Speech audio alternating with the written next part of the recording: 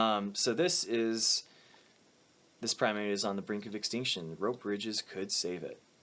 I think this really highlights a big problem that we have in general. It's just a video of this monkey looking. Oh, it looks so cool. I would love to see that in my neighborhood. I think that would be really cool. I think that's a given. My daughter they can play with our donkeys. Yeah. Yeah, I mean a big part of saving biodiversity, and by biodiversity we mean the number of species that live in a community, and that's the number one indicator of environmental health for biomes, is how many species are actually living there.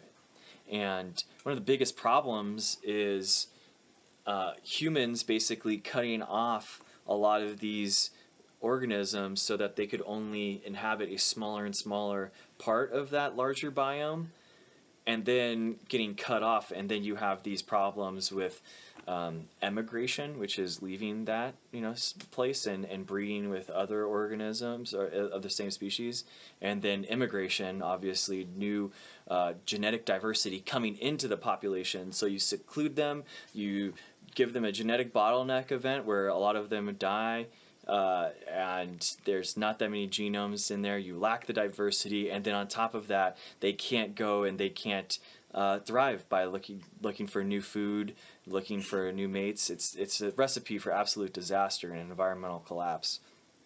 Yeah, I mean, it's in addition to that, if you think about even just something that's probably more relevant to all of us, which is COVID, and you think about us even factory farming, cutting down these forests, and our animals are getting closer and closer to wildlife, and then you get cross-contamination of viruses that can infect some of these animals. And when you infect some of these animals, they come out as viruses that can then potentially infect us. And so you see that, whether that be with COVID-19, and if you believe it's bats or pangolins, it's not going to be the last time that we see this, right? I think there's a very much so intense worry about the next kind of big flu, because you've got a virus that can infect birds, that can infect pigs, that can infect humans, and when all these vectors kind of mix into say in one case a pig, and then recombine into a more virulent virus that can infect all of us. That's the kind of thing that kind of keeps me up at night. Yeah. Yeah, that sounds terrifying. That would keep me up too. Yeah, which is why, like Greg said, the more we go and invade these areas and we limit the biodiversity that's out there, they become concentrated in certain areas, and then we are basically setting ourselves up for not just this pandemic, but many more in the future. And I think I would compare it to Category 5 hurricanes, which used to be very rare, to now happening every few years. And so, oh my God, I can't imagine. What I worry about with pandemics is, we used to think, a serious flu happens once every 100 years. And now I think that we're going to have to rethink that because of how our invasiveness into these areas that are kind of sensitive. Yeah, absolutely. Because I'd heard that there was some like genetic trait that you could actually sequence back to the bubonic plague. Like you could see like the ancestors, whether or not they survived well, like before, and how they're doing now. I'm just recalling that. I don't remember the study. Yeah. But it's a pretty serious thing. I mean,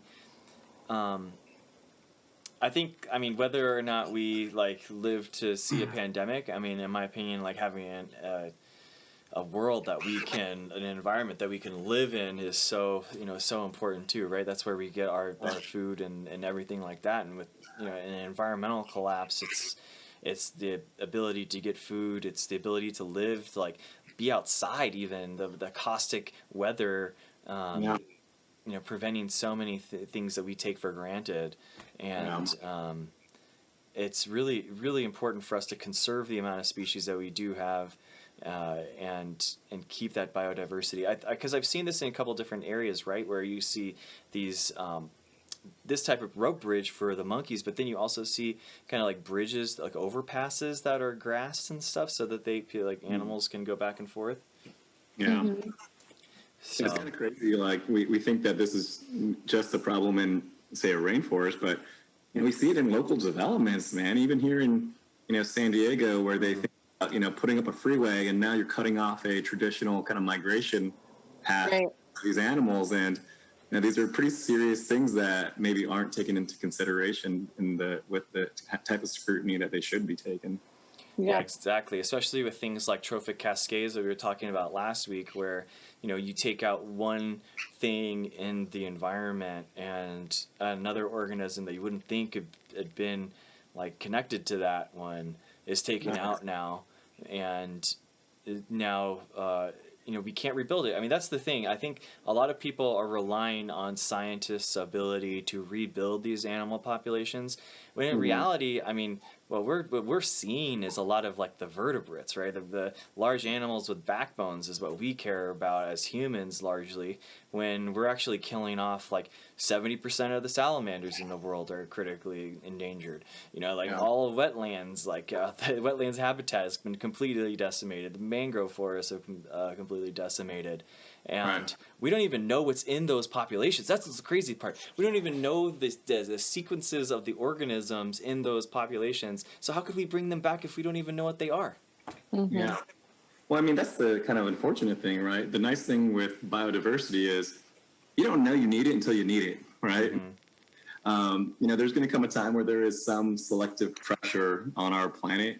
And, like any just even lab experiment we run, when there is more biodiversity, you have a stronger likelihood of surviving whatever selective pressure that you're applying to the culture. In this case, is our planet. And so, we are continually limiting our ability as a planet to survive some of these catastrophic events that are probably on the horizon that we don't even know are on the horizon. Exactly, like viruses and like things like you were talking about too. I mean, it all feeds in together. Thank you so much for watching. If you like this content, please subscribe to be notified of our latest live streams where we have scientific debates, informative conversations about issues, and follow the latest advances in science. If you want to join a thoughtful, non-toxic community where we have good discussions about science and other issues, please join the Discord. The link's in the description. Thanks again.